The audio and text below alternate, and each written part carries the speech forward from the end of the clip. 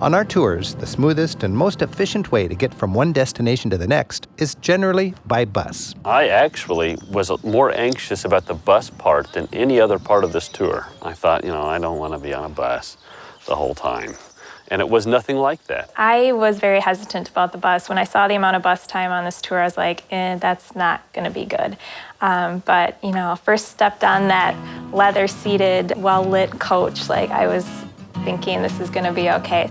We get off the bus, and I'm thinking, was that really 4 hours? Because it felt like an hour and a half. I hate to say this, but you almost look forward to the bus rides because it is so relaxing. The buses, especially in this part of the world, are fabulous because you know that you travel 20, 30, 40 miles and the landscape changes.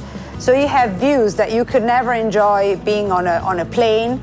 You have views you could never enjoy being on a car because the car is not high enough. On a Rick Steves tour, the buses are really, I think, probably different than other tours because we use a full-size bus, but we only have a maximum of 28 people on it. So there's always plenty of room to move around and feel comfortable, and if you feel like sitting next to somebody, you can, but if you feel like having a seat to yourself, that's usually a possibility. And the buses are all comfortable, they're air-conditioned. We've all got plenty of room. We can stretch out in 2 seats ourselves. The bus is big enough that we all have our own little aisle to sit in if we want to. You can stretch out, you can ask questions, have long conversations with people around you, and get to know them.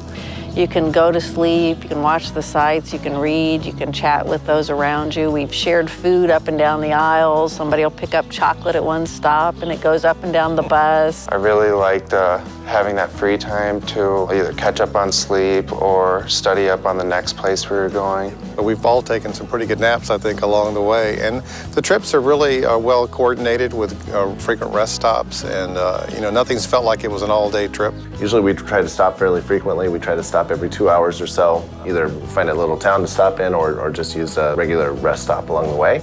And that gave us plenty of time to get a snack if we wanted to. Some people even used it as an opportunity to buy little souvenirs. And coffee.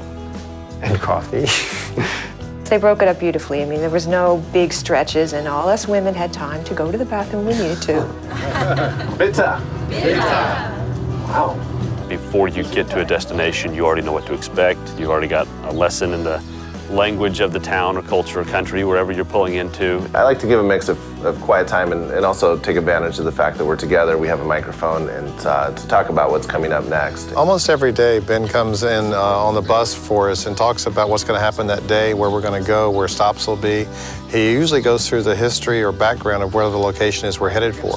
So it's always really interesting to get that information up front. There's a hike that you can do from Kleine Scheide called the North Face Trail that walks directly under the north face of the Eiger. He always gives us tips about places to go and things we might want to think about doing and places we might want to eat, where we might get the most authentic food. Then the great thing too is it's easy to answer questions, to go around, to move through the bus and to see if anybody has more specific personal questions that they need answered. It's been informative, it's been fun, and it hasn't really been intrusive. We know the drivers, they know us, and we have a good working relationship with them. Our driver, oh my gosh, he's been great fun, Joe. He's wonderful. Our bus driver, Joe, was such a charming man. A lot of fun. He's an amazing driver. Got us through some tight squeezes in Italy and some really steep Alps in Switzerland, so he knows his stuff, and he was a great addition to our tour. He is always fun to work with. He's professional, he knows the route. And he's always full of suggestions, different options. And for example, we had a situation on this tour where a detour came up, they were doing some road work, and he suggested that we take the scenic route. And I think that for a lot of people going up and over the Swiss Alps, and just seeing a side of Switzerland that we, in a normal situation, would have completely missed, I think was a highlight for a lot of people. It's amazing how he can get this coach through these little narrow passes. And Katie is terrified of heights and being on the mountains. And so, she was watching as he took these sharp turns up in the Alps. But I wasn't watching. He led us up on this pass that took us past the tree line in the Alps. And it was amazing, and it added so much to the trip. We got out, we got to see something we wouldn't have regularly seen. And that's the nice thing, is that we're flexible. Having our own buses allow us that flexibility, and having drivers that are willing to go above and beyond what's expected from them is a huge advantage for us.